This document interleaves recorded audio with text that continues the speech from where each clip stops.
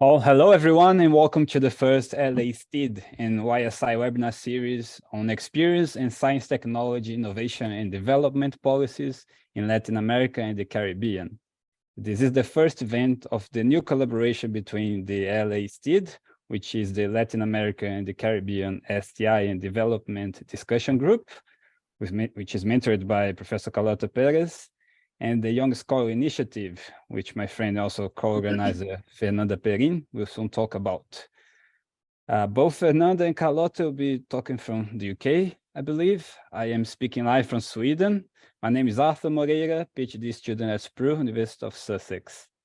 Today we have the pleasure of having the former president of Peru, Francisco Sagasti, live from the US, I think, to discuss his experience as policymaker, as president, in fact, while coming from an academic background and one that's focused on STI. His talk is entitled Knowledge, Politics, and Policy, an outsider's view from the inside. Before I pass the word to Fernanda and properly introduce today's speakers, here's the agenda for the day. The conversation between Perez and Sagasti will take around 45 to 50 minutes, and then will be followed by a 30-minute question and answer session between the audience and them. So Fernanda, to you. Hi, hello everyone. So I'm Fernanda. I am one of the coordinators of the Economics of Innovation Working Group at YSI. So let me start by briefly introducing YSI, Young Scholars Initiative. So YSI is a community of over 20,000 young scholars, academics, and early career researchers from around the world. And we are organizing into 21 working groups, one of them, Economics of Innovation Working Group. And we organize different project formats such as PhD academies, master workshops, pre-conference workshops, webinars, and always involving young scholars, like having the young scholars, focusing on young scholars. In our mandate for 2023, one of the main objectives is create projects on topic of industrial innovation policies. So I'll put the link to the YSI page in the chat so you can sign up and take a look at the many projects happening this year. Also, we are open to new ideas for projects, formats, and topics. So therefore, you are most welcome to approach us, to approach me here afterward to discuss any ideas you may have. And finally, I'd like to say that we from YSI are also very happy to participate in this project on STI policies in Latin America with Professor Carlota Perez, and now with this first one with Francisco Sagasti. Thank you, Arthur, for making this connection happen, and hope everyone has a great time today, and keep an eye on webpage to participate in the next ones, because we are going to have one per month. So you're going to see very good. Thank you. Thanks, Fernanda. Thanks for co-organizing this series. We started this talk actually last year in one of the events that the YSI project supported. Before I give the word to Carlota, a few words about the LA STID group and how to reach us. The LA STID group started as a face-to-face, but now is an online series of meetings that have been taking place at SPRU since 2018. This is a space where people are invited to give a talk about the concrete experiences in the design and implementation of STI and development policy. By analyzing and contrasting this experience, what works, what doesn't, we aim at deriving valuable lessons for future interventions in the region. Our motivation comes from the perception that interactions between the policy and academic spheres are still kind of weak. More knowledgeable civil servants and policymakers with great skills and competence are necessary for the state to lead the way out of the climate emergency and towards a better socioeconomic outcome. Now, with the help of YSI, we hope to create first a platform, almost like a library of discussed cases and experiences which could benefit future public actions, and two, a network of policymakers and scholars, bridging silos for mutual benefit. This way, policymakers could find cases, knowledgeable individuals, and prospective workers. while scholars could learn, develop closer relations with public policy, and positively impact STI and development actions in the region. So the next events will feature Mariana Mazzucato, the founding director of IIPP, on April 25th, and then Luciano Coutinho, former president of the Brazilian Development Bank, BNDES, on May 18th. So if you want to stay tuned, make sure you're receiving emails from our group email, which you can see there. If you want to subscribe to it, you can write to us on LA STIP group with P, not D, because that's our former name. And you can also join our group on LinkedIn. There's the link, which is our first attempt for creating the network I mentioned before. And lastly, you can go to LALIC's webpage, where you can check our tab LA STIP, and then you find all the material from previous events. Some suggestions. I'll be keeping a list with the order of people who want to ask questions to Sagasti, or I can read the questions myself if they prefer. You can write in Spanish if you feel more comfortable. Both speakers can reply in English. So please do write on the chat if you have a question, and I'll give you the floor. Also, feel free to make comments, suggestions, state a parallel discussion on the chat even. It's always nice to see some engagement. I'd like to thank the other organizers of the group, Pavel Coriglioglia, Melina Galdus, both are Peruvian, Renata Noronha and Madalena Wetzel, in the alphabetical order of the surnames. And also thank YSI, SPRU, and LALIX for the support. So let me introduce today's speaker. Former president of Peru, Dr. Sagasti is a fellow at the Wilson Center for International Scholars, senior affiliate researcher at the Instituto de Estudios Peruanos, and professor at the Graduate School of the Universidad del Pacífico. He has been a member of the Congress of the Republic, president of the STI Commission, chairman of the board of the Science and Technology Program at the Prime Minister's Office in Peru. He was the founder and executive director of two policy-oriented think tanks, GRADE and Foro Nacional and Internacional. He has been consultant to numerous private, public, and international civil society organizations, including working as an advisor for the World Economic Forum and for economic development at the International Development Research Center, IDRC Canada. He has been head of strategic planning at the World Bank and president of the Advisory Council on Science and Technology for Development at the United Nations. And he has published more than 25 books and more than 250 academic articles, and that's to keep it short. So I'd like to thank Sagasti for his time. It's his second appearance in this discussion group. It's very kind and generous of him. And discussing with him is honorary professor at IIPP and SPRU, Carlota Perez, who, among other things, is the author of Technological Revolutions and Financial Capital, that was chosen last year as one of the 3 books of the century in economics by the centennial edition of Foreign Affairs. So I'd like to thank her for her time and willingness to always be available to engage with young scholars. She's truly put in effect what Freeman did, I've heard, which was to have as a priority to have time for the younger generation, even above official meetings and so on.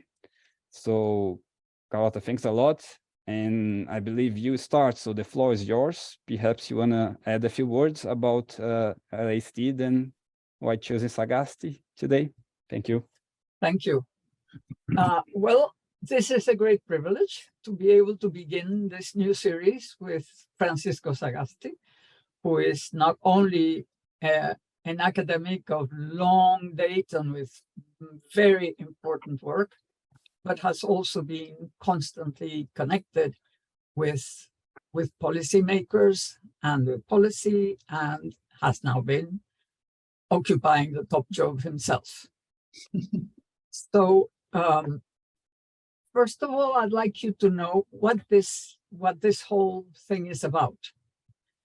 My experience is that many of the people who do policy studies, innovation policy studies, never really do policy. They study, they write, perhaps sometimes they interview people, sometimes they work with data, they publish things, and at the end of every publication, there is something that says policy recommendations. But you know what? It doesn't work. We really need proper connection between policy studies, academics, consultants, and the real world, the world of policy and the world of politics.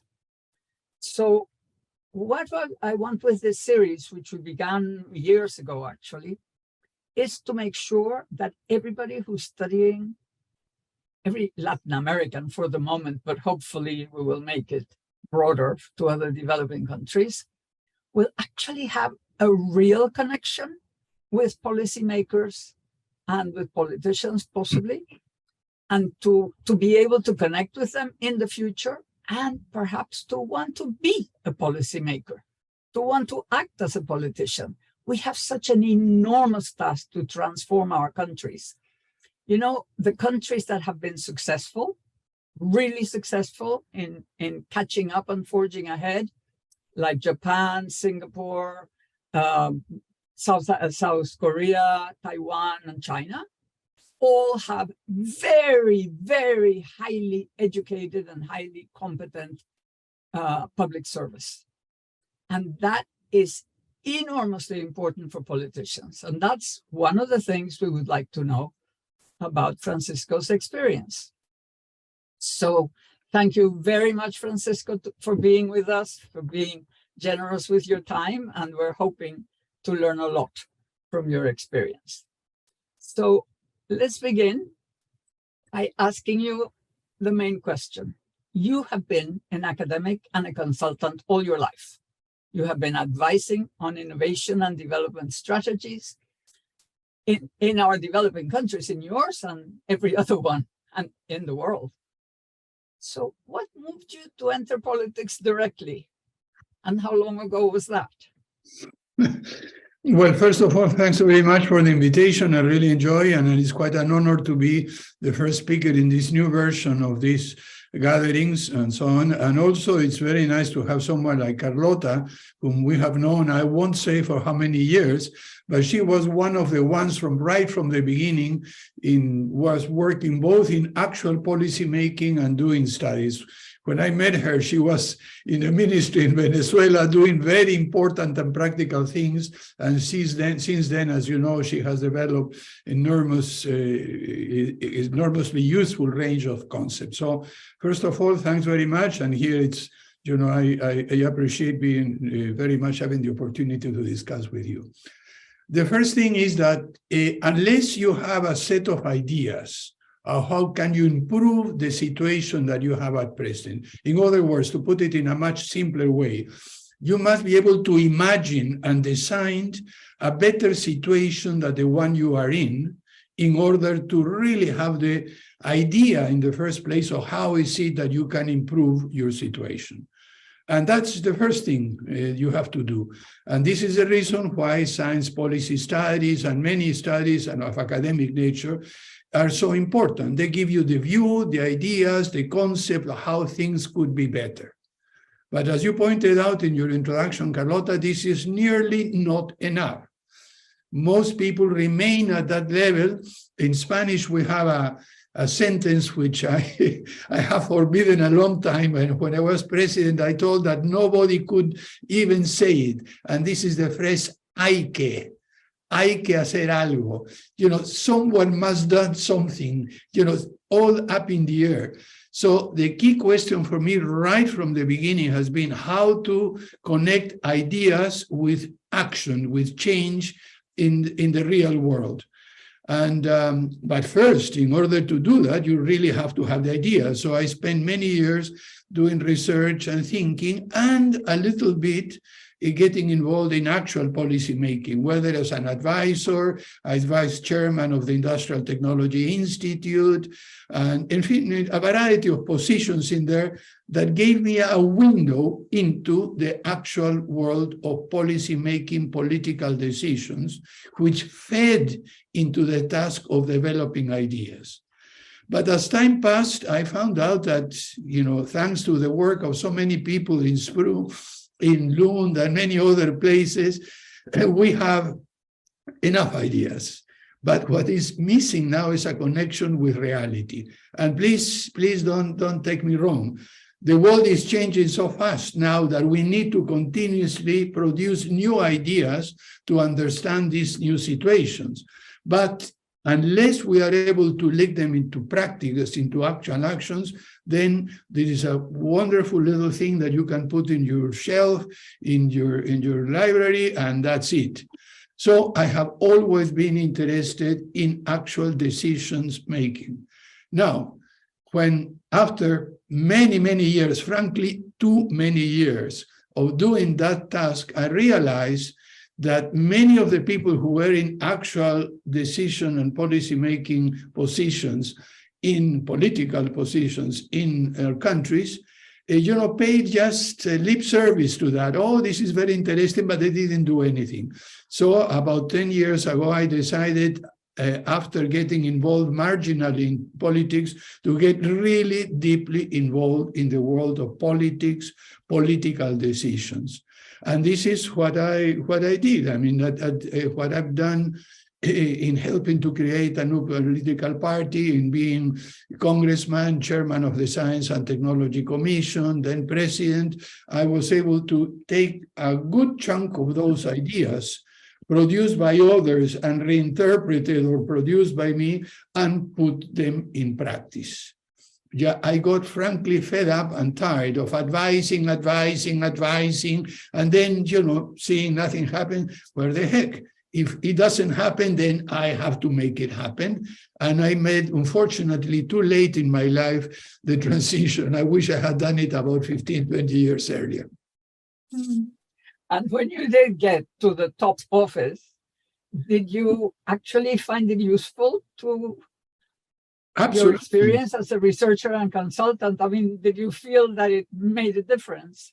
Oh, yes, absolutely. And I've been trying to think, when you are in that position, whether as president or chairman, or really involved in political negotiations, it is not that you go and say, oh, what concepts did I have from that research? What did I take from Carlota's book? And how can I apply? No. You simply do the things in there.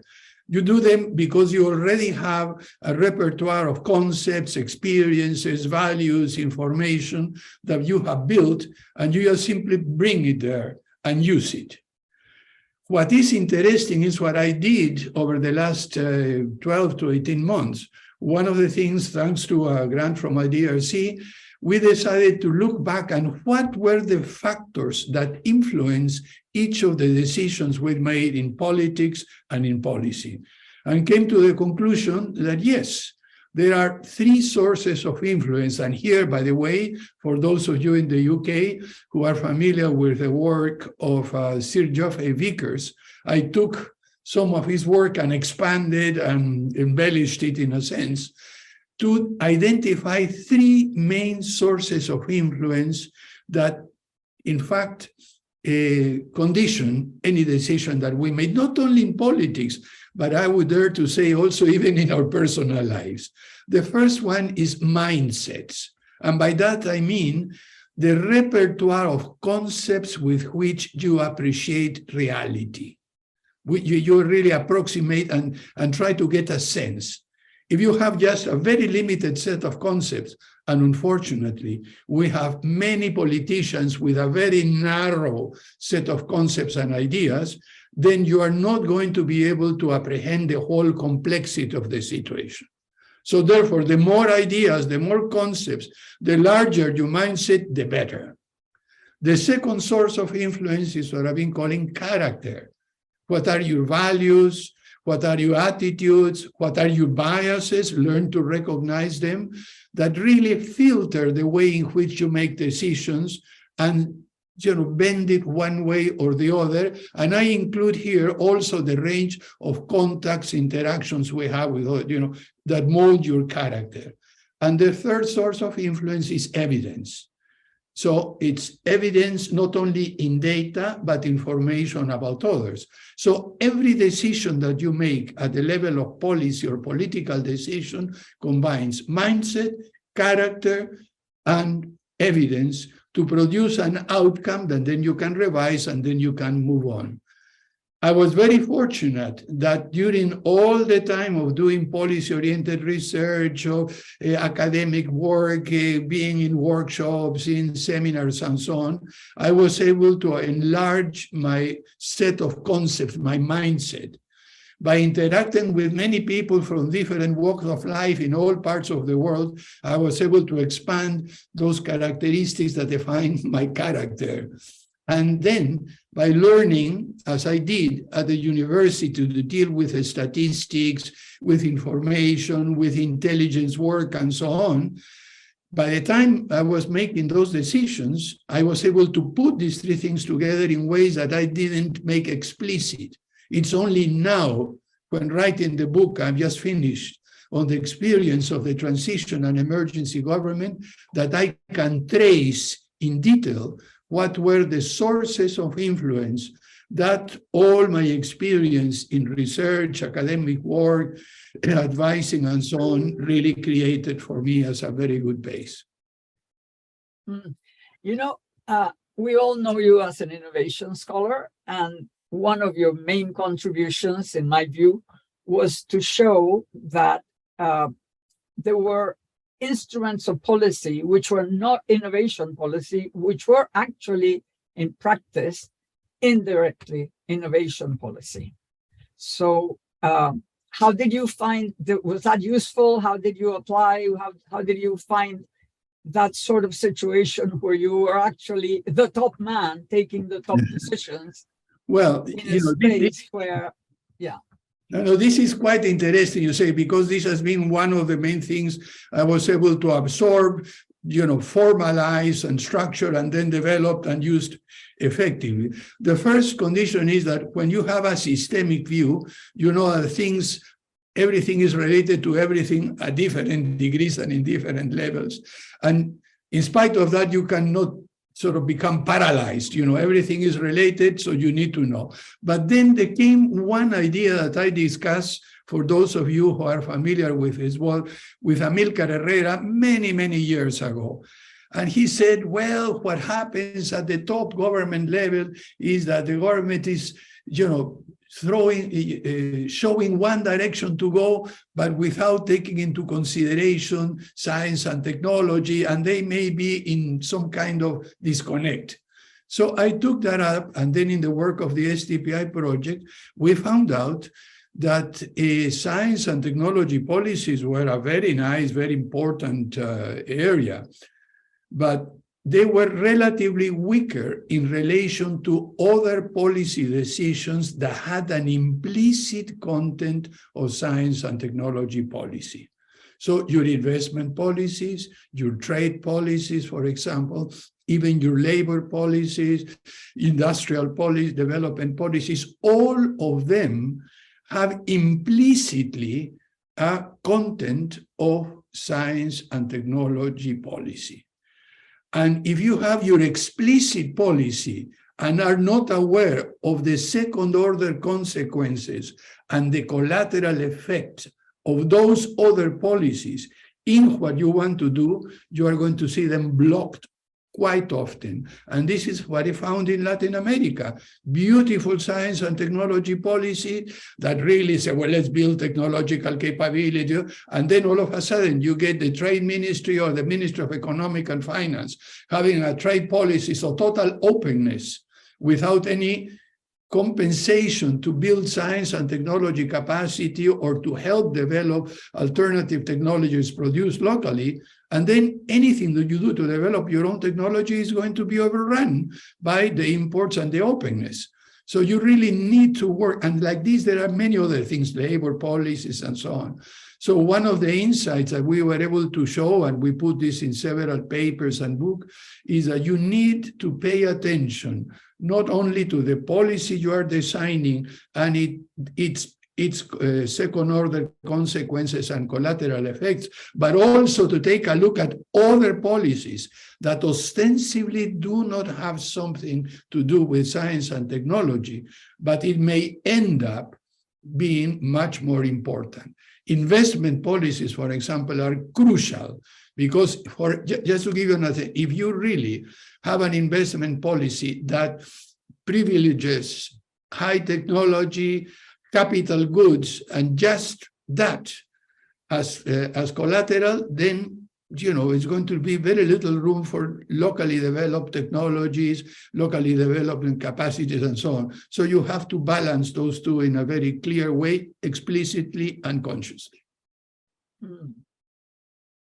You had some pretty amazing mentors. We have talked about them sometimes. Could you tell us a little bit how they helped? Did they help?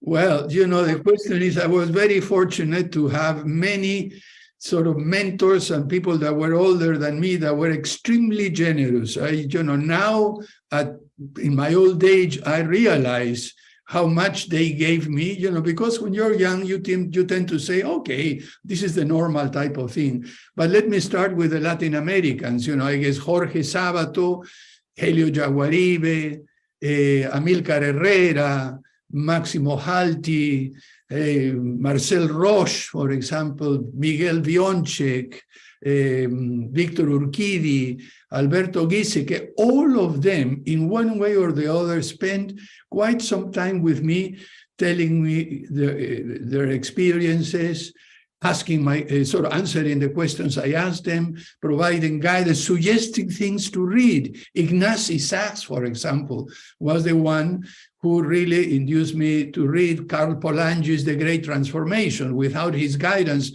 given the fact that it was an economic and institutional book, I would have never done it. So each one of them, and that is before I get to those mentors in the systems thinking and system science and management sciences, Rasako, Hassan Ozbekan, Eric Trist, I don't know how many of them was churchmen.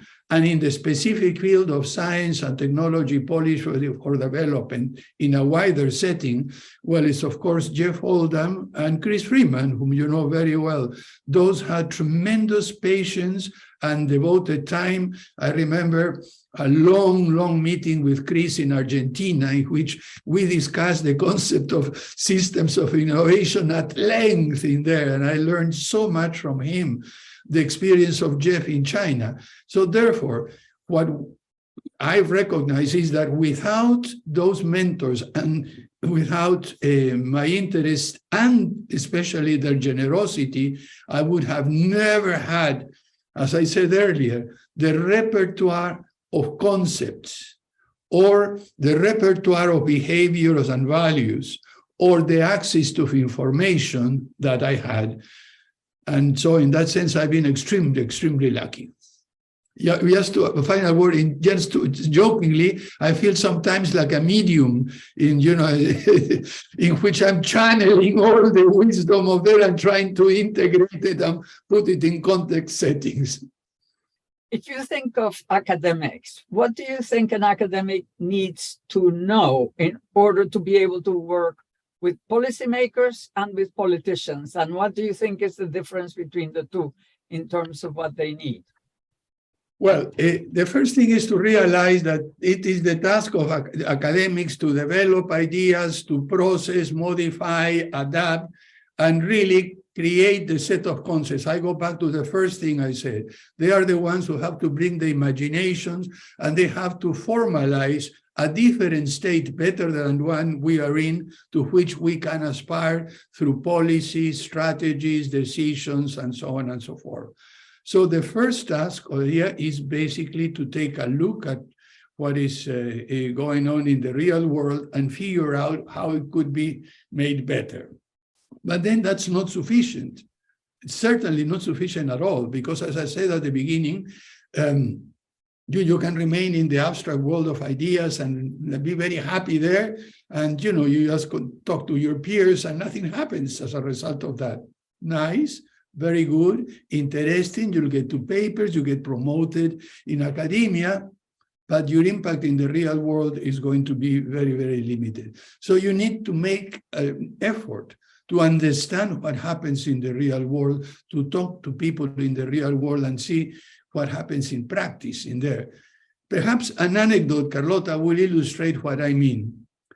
It was 1971, you know, more than 50 years ago. I just was finishing my PhD dissertation, which was called Towards a New Approach for Planning Science and Technology in Developing Countries.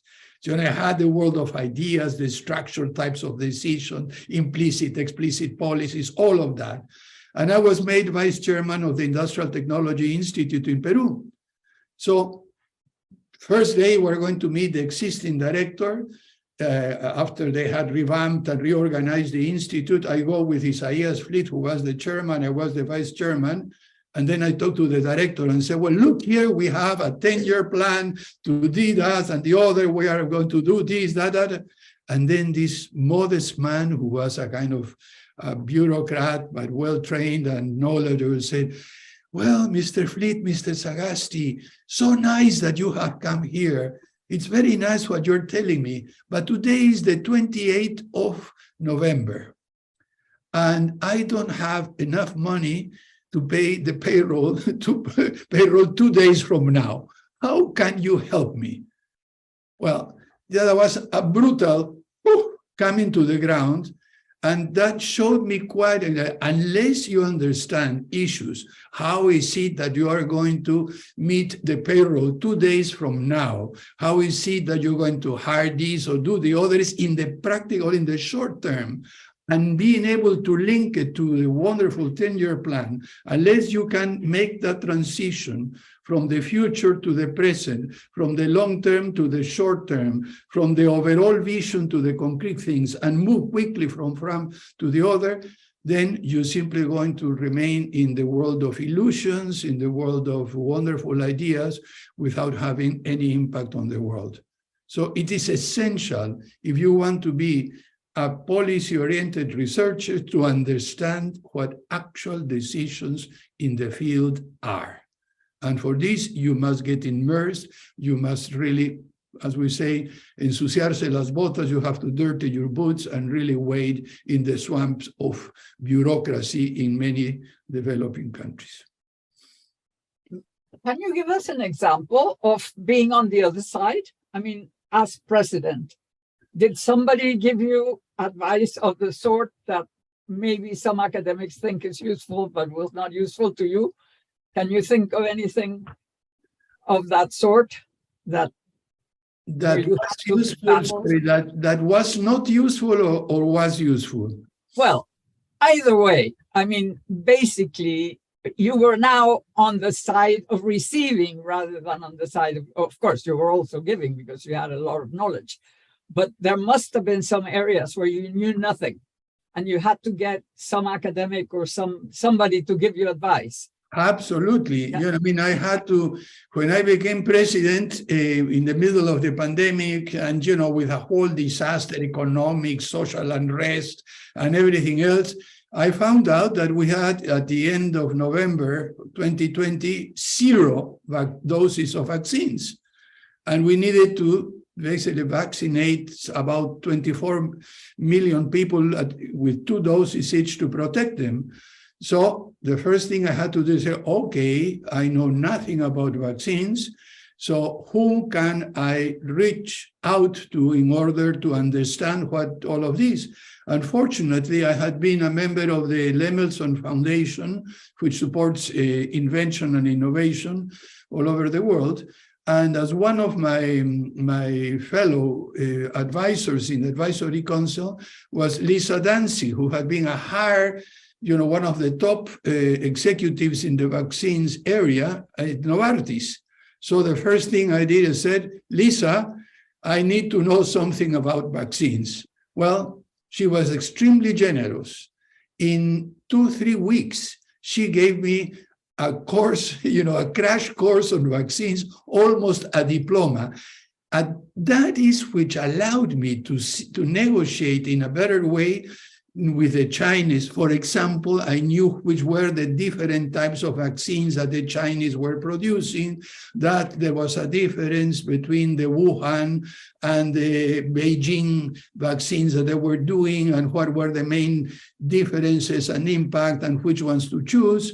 She told me the difference between an inactivated virus, between a vector vaccine, between an mRNA, what were the characteristics, how to negotiate, how long they take. So to make a long story short, in a period of about a month and a half, I acquired a knowledge of vaccines from she and other colleagues around that allowed me, in comparison, I may say, to other presidents or other people who negotiated about that, to negotiate with a better knowledge of exactly what I was negotiating, what were the limits. And these are just the characteristics of the vaccine, but the same applies to the contract negotiations and so on, the terms, the financing and so on. And then to give you an idea, I mean, everybody was talking about the COVAX facility. Well, it so happened that I know a little bit about how the UN works, and I had many contacts. So I was able to find exactly what were the problems, the roadblocks. And I knew right from the beginning, contrary to my predecessor, that to rely on COVAX to provide you the vaccines was really a very poor and highly risky strategy. So these are ways in which you can reach out to those who know, but in order to reach out, you must know which questions to ask. And that who to ask. because your whole life you have been working on all these things, so you actually have the contacts. Many politicians don't have any contacts, and they don't know who to invite, who to ask. Well, it's almost as important as what to ask. They're both. But also, Carlota, and you remember the small world hypothesis, that you can connect with anyone in the world with just 6 links. So if you don't know, if you have the curiosity and the contact, you can reach them, but at least you have to have the conceptions that this possibility exists. And unfortunately, many other, I don't want to say any about other leaders or my predecessors, but you're right, the fact that I had the contacts and I knew how to reach those whom I didn't contact. And I could tell you one after another story about that, which really helped tremendously. That's a reason, and that's what I include in character. Part of your character is the range of contacts that you have. Yeah. All the people who study science and technology policy always dream of a science and technology law that really helps solve many of the problems that we recognize. And I know that you did everything. You thought about it, you were part of organizations that were in charge of that, and then you were the president who actually got the law passed. So how was it like to be in those three? There were 3 completely different places from which you were working towards the same thing. Can you tell us something about those? Well, this is quite interesting that you asked that, because I hadn't thought about it in those terms, But I play 3 different roles. First, as an advisor, member of the National Council and so on, being there, thinking about what needed to be done, especially in governance and so on. Then I was chairman of the Science and Technology Committee in Parliament, so I had to prepare the law in order to change governance. And then, this meant political negotiations, quite a mess. And then I was in the executive, trying to respond to what Parliament produced. And once I was in the executive, I found out there were a lot of limitations that you are not aware of when you're a parliamentarian, but you really must take into consideration when you are in the executive. So this meant, in practical terms, that we started with a set of ideas and experiences, then they will sort of process, modulated, and so on through the parliamentary process, and we came up with the best thing that we could do, which we thought we was more or less sensible. And we proposed that when I was chairman to the government. And they didn't do anything, they delayed on that and so on and so forth. Then when I became president, I had to react to the proposal that came from the commission that I chaired. Was it your proposal? Yeah, but I looked at it from a different perspective, Carlota. And then I found out there were limitations, that executives couldn't do this, that there were this particular law, that it was not convenient for this reason. So I had to modify, change it, and then start another round of consultations. This time not with Congress, because fortunately my deputy was the one who was chairing it, and we were in full agreement. But then because of the changes I had to introduce from the executive, I had to begin a new round of consultation with other stakeholders until we finally were able to design a law which changed completely the governance structure, the financing structure, and so on. Unfortunately, my successor decided that, oh, this is very nice. And after a long process on, he decided that we needed a Ministry of Science and Technology because there was one sort of lobbyist who had been trying to put for that without, a ministry in Peru would have been the minister number 19, it would have made a mess. And would have basically ensured that science and technology would be further marginated. But anyway, fortunately, that hasn't happened. And we are now in the process of trying to implement the law that I promulgated on July 1st, 2021. But you are right, there were three different roles: the thinker, the researcher, the member of boards there who was on the receiving end, the parliamentarian who had to put together different views, and then the executive who had to make sure that in the government we had the structure to put that in practice in real terms and not just on paper. So that really means that power has more limits than academia. So, somehow we dream and we want it perfect, and then you get to power and you don't. So is there something you learned about power that you can share with us? I mean, what's the difference really? Well, no. It's in order to understand that, you have to create something I've been writing for quite some time. And my last academic paper was on this subject, how to use a paradoxical approach to understand decision-making, policy-making, and planning. And I think that what Ricardo described is the perfect example of the paradoxes that we have to live at present. As president, as sort of chief executive in the nation, you have both more power and less power. What do I mean by that? If you understand the resources and the recourses, the ways in which you have to exercise power and authority, they are really enormous. And one of the things I have realized is that my predecessors didn't understand that. You had to be a researcher looking at power from the outside to be able to see that you have everything from the budget, the possibility of naming people, you have convening power, you have the possibility of pressuring, you have the possibility of, there is so much. You have to be able to put policy, you have to be able to propose legislation, you have coercion, you have incentive, and this tremendous set of tools that you really must modulate depending on the issue, the situation, and what is it that you want to do. But at the same time, you are subject to very strict rules. When people ask me, how was it to be president? Well, you said it's like almost any other job, almost, I would say. But the only difference is that the terms of reference are the Constitution. And the Constitution imposes a series of limits. And then, the case of Peru, la ley orgánica del Poder Ejecutivo, the organic law of the executive power, also imposes some restrictions. There are things you can do, there are things you cannot do within the framework that if you don't want to be a tyrant who does whatever he or she wants, but if you want to respect the system, there are a lot of constraints. And there are a lot of pressures that you must accommodate and listen to and integrate. So the paradox is you have the two things in there.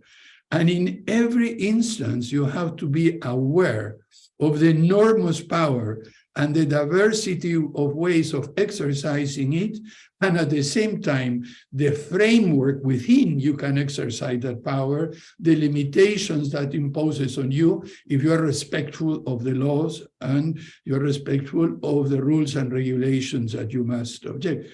And, you know, I don't have one specific example. I have, in practically everything I did, I had to combine those two things.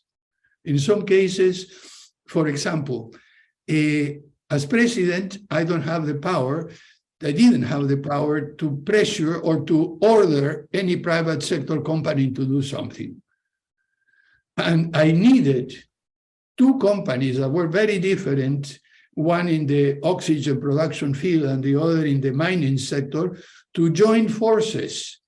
Because what we had in the mining company, an oxygen producing plant, which was the spare one, which there wasn't used, but produced industrial oxygen. And we needed urgently, medicinal grade oxygen. So I asked them, could you transform your plant, your industrial plant, to produce? Said, yes, we can do that. It will take us 3 months. I said, no way, you cannot wait 3 months. People are dying there.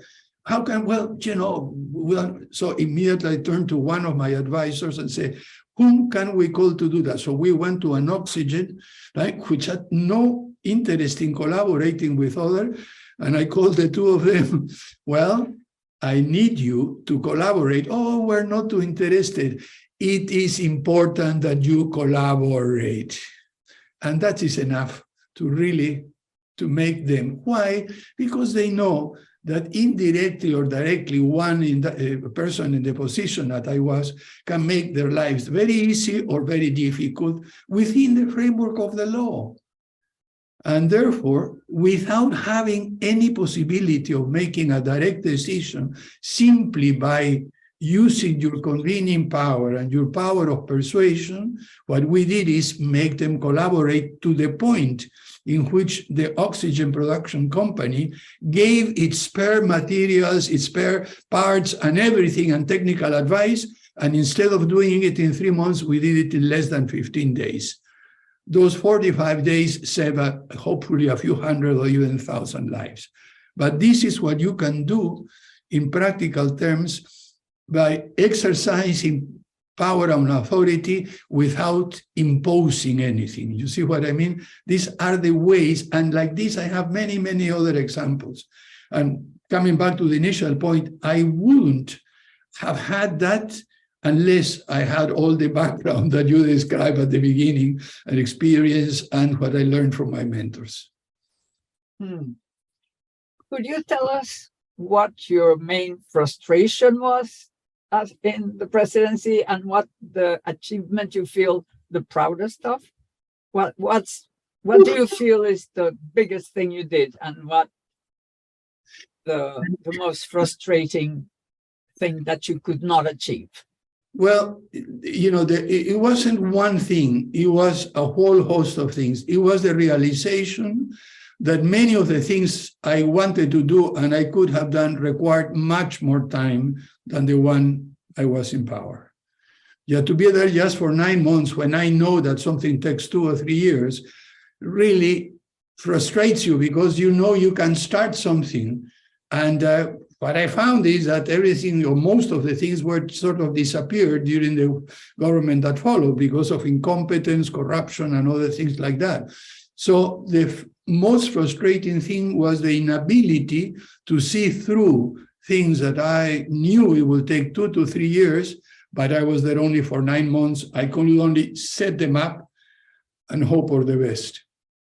And the most important thing, this is a question they have asked me, and they see whether it was the vaccines or whether it was the elections and so on. No. In Latin America, especially, and dear friends, all of you and most of you are from the region, we have been accustomed to see corrupt governments, inept governments, and so on, and to the point of view of saying, we are almost desperate. this is a country that cannot be, a region that cannot be governed. It's a region in which is a disaster.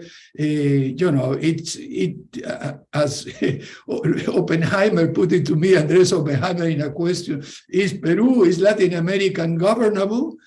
Well, my answer is yes. I think what I am really most happy about is that I showed that even in a short period of time, you could govern honestly.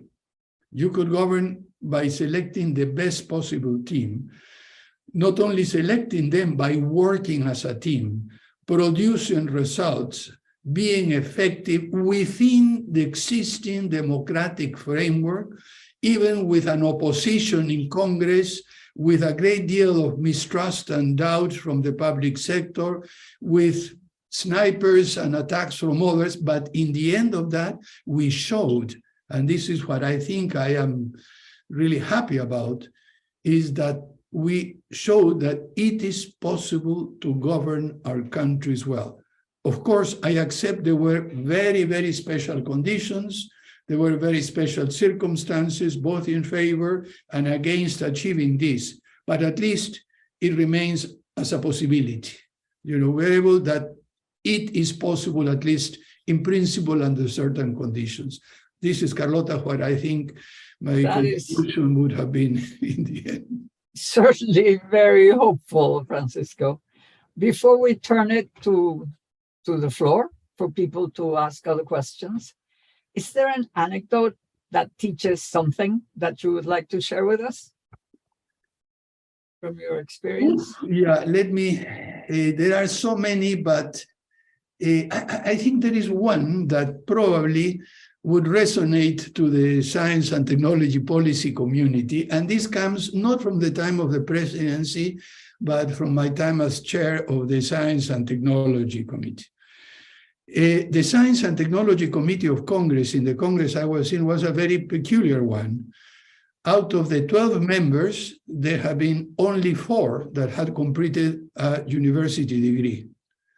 The rest were either technical, secondary, representatives. So they didn't know a great deal about science and technology to start with.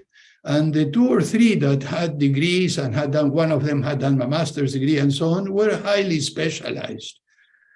And of course, I knew a bit more about the subject about them, how to run a committee like that in the middle of the pandemic, with all the difficulties that we faced, and with a disparity between the tasks at hand in terms of policy making, recommendations, laws, and so on, and the capabilities of the members. Of course, they had their advisors, and some of them were very, very good, others were not too good. When I became chairman, some friends told me, "Oh my God, this is going to be awful for you. You are not going to be able to talk. What are they going to contribute? You're going to be alone. It's going to be a mess." I said, no. What I did was something very simple. First of all, to understand that even if they do not know something about science and technology policy, they do know a great deal about their local problems, their interests, the use of resources, maybe in agriculture, maybe in one case mining, in other case in cattle raising, in other case at the sort of primary education level. They had a deep knowledge of their own setting. So it was my task as chair not to lecture and pontificate, but trying to get to understand what is it that they had, which they were probably not aware that they could contribute to the committee. So what happened is that in some cases, or 2 cases, they would say and speak something which all the other members of the committees and advisors were just like this. What are they saying? I paid attention. I tried to understand and look beyond their words. And what I tried to do was, okay, look, tell me you have said this. Let me see whether I can reinterpret your experience, your aspirations in a different context. So I try to if you wish, translate those concerns into the language of science and technology policy, and then feed it back to them in a way that they could recognize and could own. So the anecdote is that by doing that with 3 or 4 of the members, first of all, they really made an important contribution. I remember that one friend of mine who, after seeing this performance one day, oh no, this is idiotic. How do you spend your time talking to these people who they don't know anything about science and technology? And said, no, wait a minute. Perhaps if you take that person and put it at a university, they don't know what to do. But let me tell you, you university professor, if I take you and put you in the farm, in the highlands of that person, and let you do that there, you would starve in 2 seconds because you don't know anything about the local knowledge that is required and the tremendous capacity to absorb experience and in order to deal with that. So you have to recognize that and being able to see that in that setting, this is the equivalent to what you know in your university setting. And it's your task to reach out, interpret, figure it out, and see whether you can build a bridge that makes sense in your own language.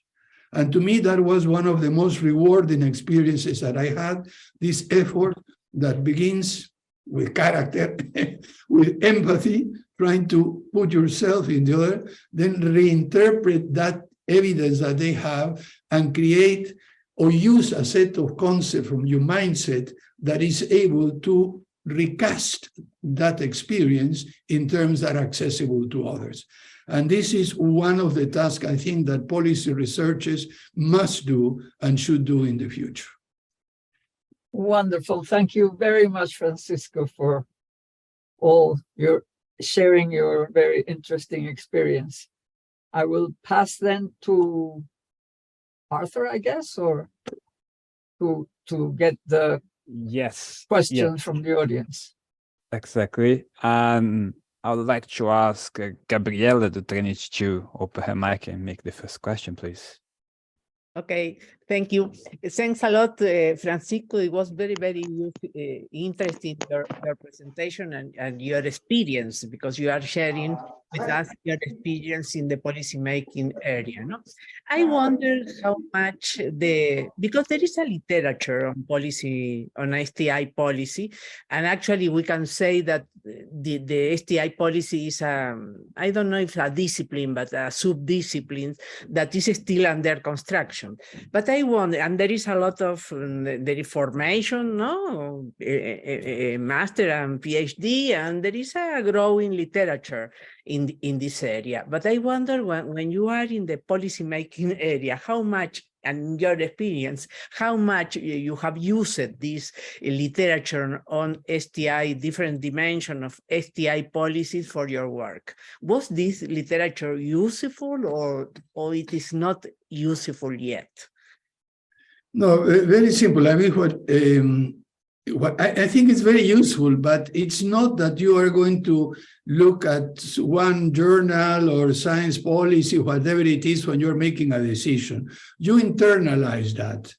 It is extremely, what I do all the time, I look at magazines, journals and books and so on. I try to keep up to date on what is going on, but not because I can use it at one particular moment, but because simply it expands the repertoire of concepts.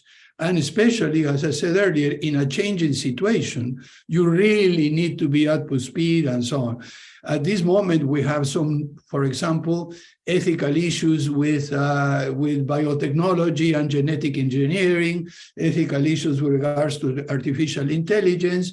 So you need to know some of the science and technology policy literature that relates to that, not because you are going to apply it tomorrow and so on, but because it provides you with a background, with a set of concepts that you may draw either directly or indirectly or combine it with others when you need a very broad repertoire of concepts to apprehend, understand, and act on a very complex reality.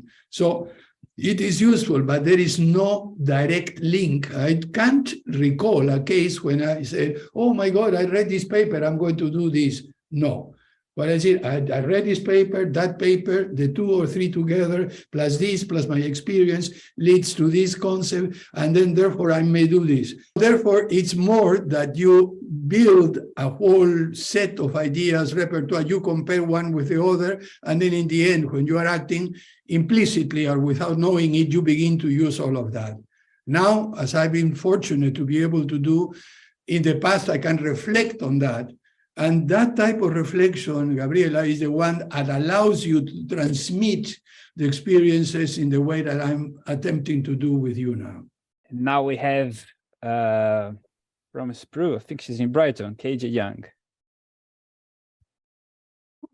Hi, Francisco. Thank you very much for the very, very useful insights view. I'm just curious, when you talk about, how you address something emergency, for example, you have to put different teams together, which they probably never. There is an echo with your statement, so I don't know whether you have 2 devices at the same time or one, or please speak a little bit slower, because otherwise the echo is not going to allow me to register your question. Yes, sorry, because I'm sitting in the open space, I guess.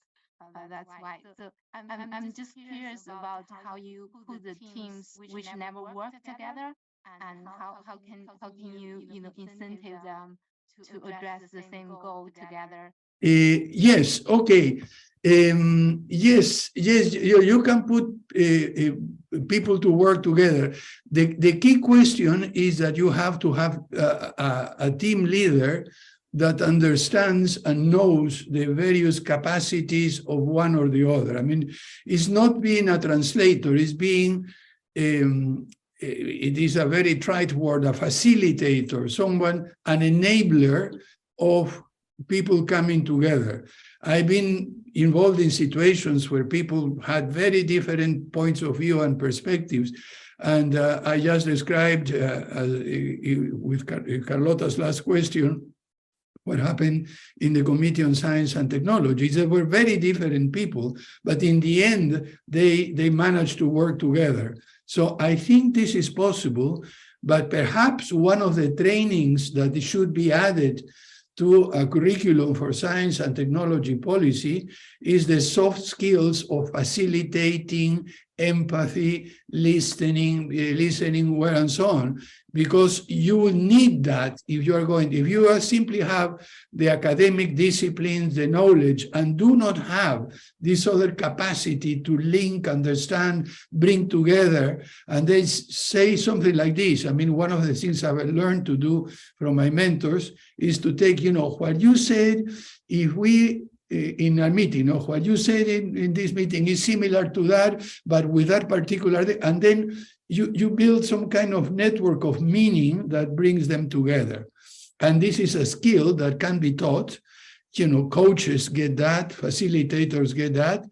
And those of you who want to really be effective in science and technology policy should take even a short course on coaching or facilitating to understand and to learn how to do that effectively. Because our field of science and technology policy brings together many disparate disciplines, skills, abilities, and you must be able to understand the different perspectives and bring them together in order to be effective. Thank you, Francisco, for your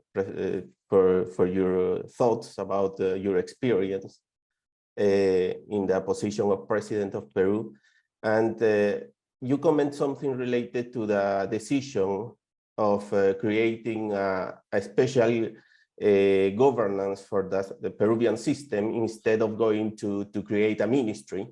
And I think this is a very important discussion, not only for Peru, but also for Latin American countries. I think recently Chile and Colombia decided to create a ministry related to science, technology, and innovation. Other countries in the region have this kind of ministry long ago.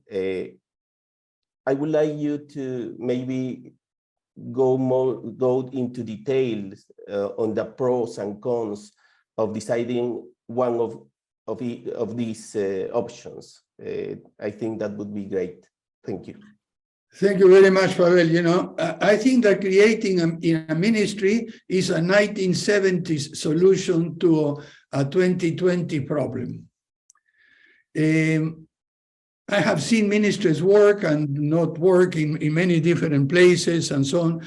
But what you have now is that most science and technology policy issues cover a variety of sectors or areas. They cannot be sort of compartmentalized in any way and so on. So what you need is a capacity and a governance structure that links the various sectors, ministries, activities, and so on. You need a completely revamp of the governance system in the executive branch. I've written a little bit about that over the years and so on. But why not a ministry? And here we're talking about real politics. We're not talking about what is nice on the paper. And you could design a wonderful paper that says the Ministry of Science and Technology is going to do this. Then you transform it into a law, you give functions and so on. But then you try to put it in practice and then you hit against a wall. Why? Because ministries are sectoral usually. They have their own turf, their own areas which they defend. And when you have to prepare the national budget, you have to pit one ministry against the other because there is a finite amount of money, and what one minister gets, the other one doesn't get it.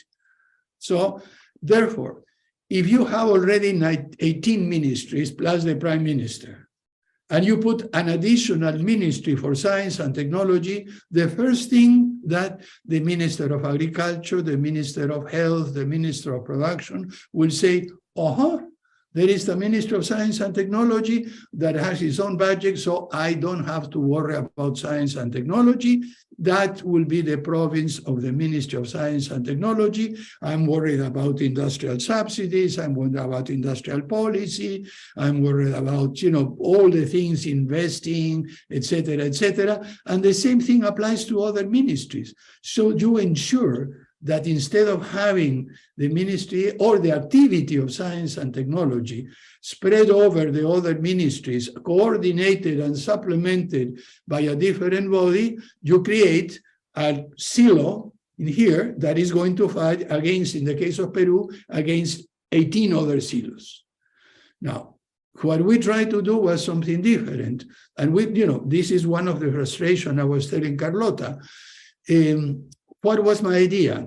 And actually, this is not my idea. This comes from one of my other mentors, Maurice Strong, who was the creator of the Canadian International Development Agency and was the chairman of the UN Environment Conference. When he created IDRC, he decided that 5% of the development assistance budget of Canada would be allocated to IDRC. When I asked him, why 5%? And this is in the, early 70s. Why 5%? Well, he said, I am a businessman. If you are in a business, you devote at least 5% of your turnover, your income, to research and development. So why not do that in the area, in the business of development assistance? We need to devote at least 5% to find new ways of improving and doing all of that in there.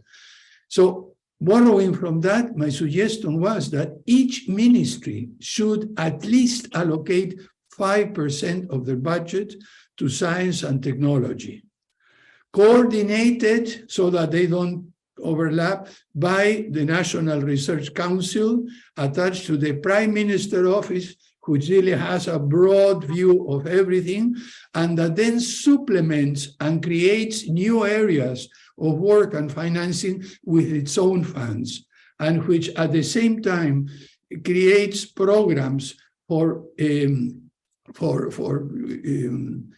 capacity building in human resources, thinking about the future. Why? Because each ministry is worried about the problems today, and you need someone who's thinking about the problems that are going to come 5 to 10 or 15 years from now. I remember Jorge Sabato, another of my mentors, saying that to build capacities in one field in science and technology in a developing country takes 15 years. When I asked him, why 15 years? Why not 10 or 20? Very simple, he said. It takes 7 years to send your crop of PhD to study abroad and for them to come back, and another 7 years to produce your internal PhD in the subject. When you are able to produce PhDs locally on one scientific or technological subject, then you are beginning to have capacities. Well, that cannot be done by any ministry in particular, because you don't know what is going to come out in the air. Not even a Ministry of Science and Technology that is going to be defending its budget about, in the case of Peru, with 18 other ministries. So therefore, a structure that coordinates, that has a major fund, that is able to look forward, that is able to provide incentives like matching funds to the ministry so they can move in this or the other direction. And this is the type of governance structure for the world that we are in. It may have made sense 50 years from now to have a Ministry of Science and Technology, as I was able to witness in Korea during the 70s. You know, Hyun Chop Soi was a very effective minister, and then Kung Mo Chung as well. But they both, especially Kung Mo Chung, said, you know, this ministry is not a ministry, it's basically a little bit of, and every other ministry has a major, you know, how do you call it, stake in developing their own internal science and technology capabilities in that sector, not internally in the ministry. But anyway, I could go on and on and on, because there are many other advantages that have to do with regulations, with standard, then regionalization. How is it that you can build local regional capacities? How do you link to higher education, and so on and so forth? But the bottom line is ministry is a 1970 solution to a 2020s problem. Brilliant. Thank you. All right, Fernanda. Hi, Francisco. Thanks for sharing your experience with us. It's very good. And you mentioned it in the beginning about the role of implicit policies. And as an academic, I know the importance of connecting STI policies with macroeconomic and development policies. I learned this by reading the books on economics of innovation. And now I do what Carlota said about academics without practical experience, like I write the policy recommendations in my papers. So in theoretical terms, I know that innovation policies alone could not actually create a change. So what I would like to ask is, what are the empirical obstacles to align these policies? Oh, the empirical obstacle, well, there are several kinds. First of all, is lack of awareness. When you talk to a macro, you know, someone who's working in fiscal policy or macroeconomic policy and trying to figure out interest rates and trying to figure out how to control inflation, the least that they have in mind is the impact of whatever they do has on science and technology capabilities. It's a blind spot. So the first thing that you need to do is to make sure that they become aware. And that it takes persuasion, discussion. One of the things I did many years ago with Mauricio Guerrero, we did a little trick, which I think it proves quite useful. What we did is we took a series of economic, industrial, other policies, labor, etc., which had an impact on science and technology policy, a negative impact, and then we transformed that into what we called an equivalent explicit policy. So, if you took all those implicit components, or your fiscal, credit, macroeconomic, labor, trade, etc., policies, you each meet in there, you turned all of them and then wrote them around and said, if I was designing a science and technology policy using the elements of these implicit policies, what would it be? And it would be, we don't need to develop science and technology capabilities. We must import everything. Forget about, about building a graduate book, send your best people abroad. It's so ridiculous what it comes. And with Mauricio, in the book on science and technology, se llama Política Científica y Tecnológica en América Latina, which was published by BID Intal in 1975, we had an equivalent explicit policy as a declaration and put it next to the official explicit policy. Big crash. So first question is awareness.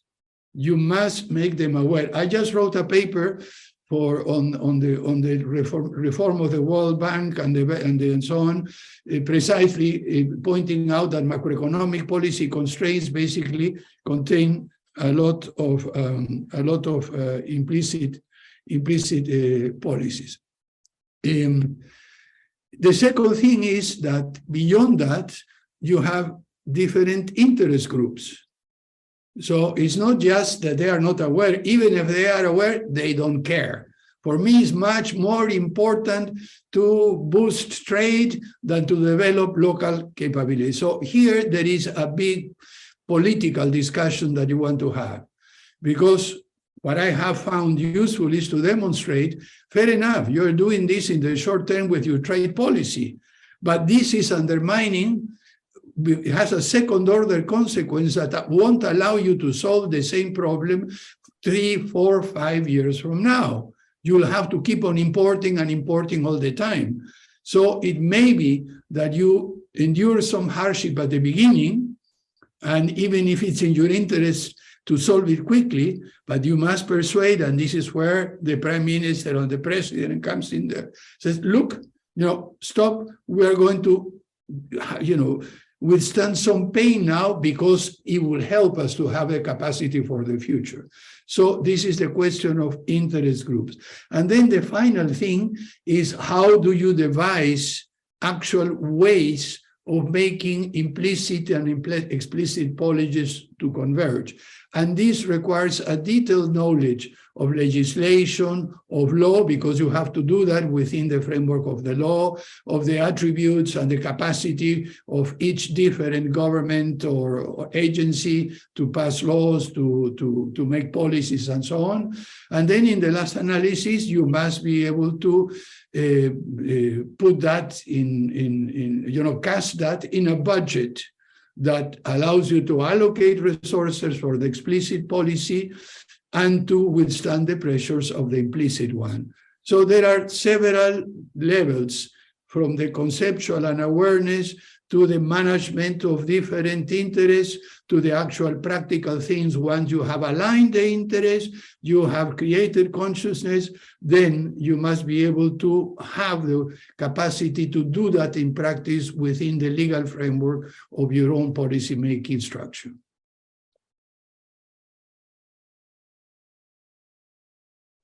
Right. So we have 7 minutes left. I would still like to hear from Carlota a little bit, but I'll allow myself to make a question. And I'd like to hear from you, Francisco. What is your vision for economic strategy for Peru?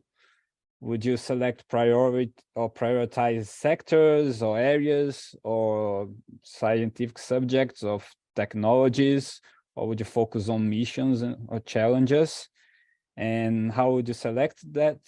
And or would you focus on comparative advantages? So what's your general approach for social economic development of Peru? If you could summarize that in a few minutes. Well, I will just say just a couple of things very, very briefly.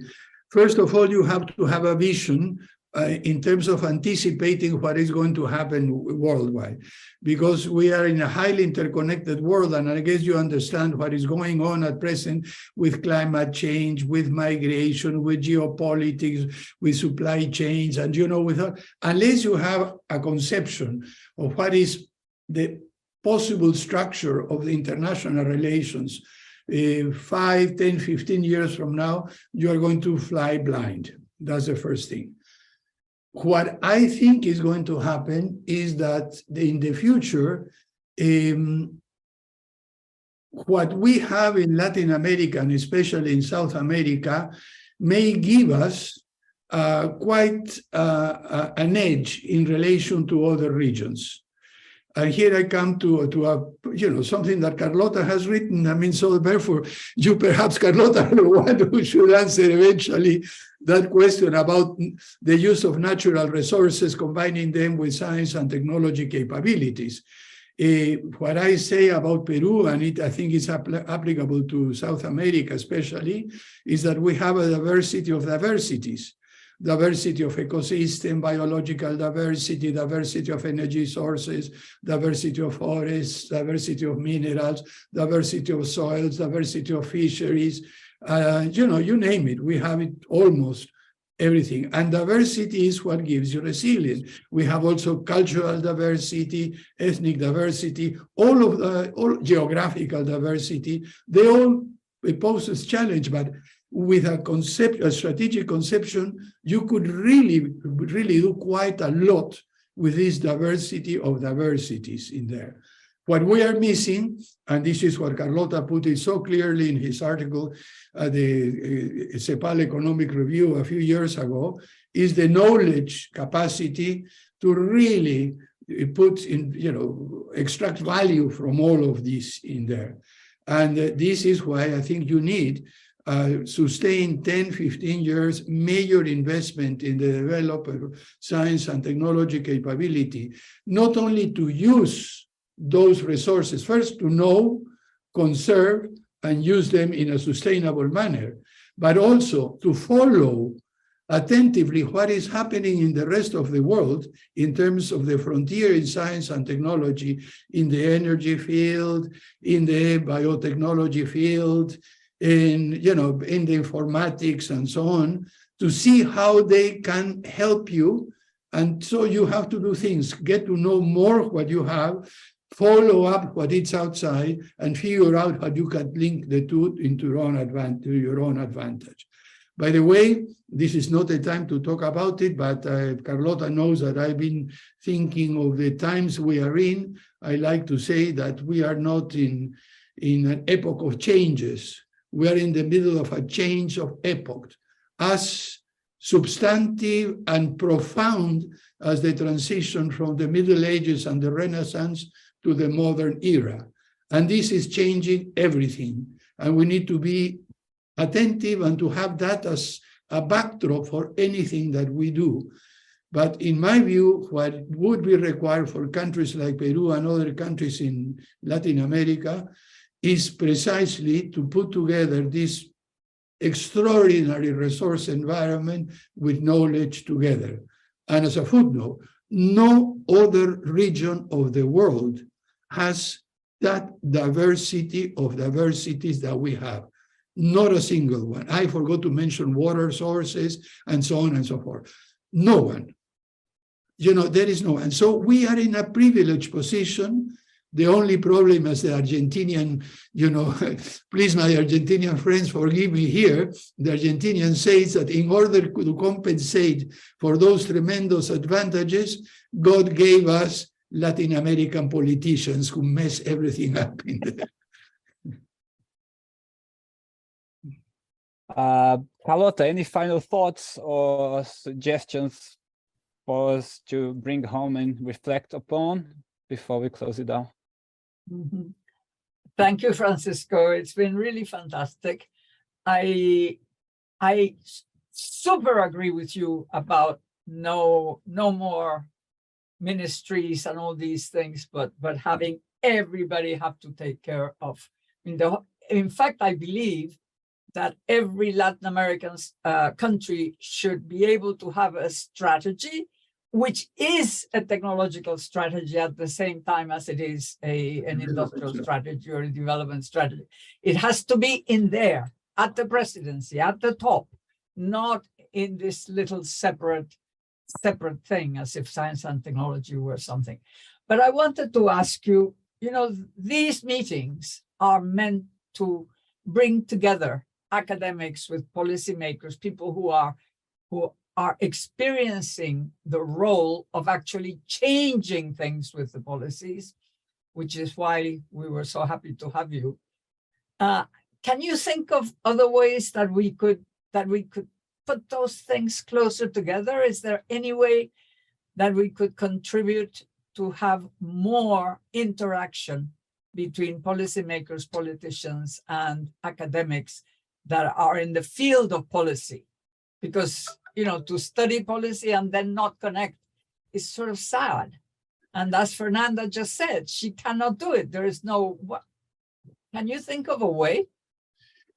Well, there are several possibilities. Let me think it in two different levels. One is at the local or national level, and the other one is at the regional or international. I think that one way of doing it is, as some other academic disciplines demanded, that every person doing a PhD should do an internship at an actual policy-making body, at least for a period of 3 to 9 months, or 3 to 6 months. Yeah, that should be a requirement.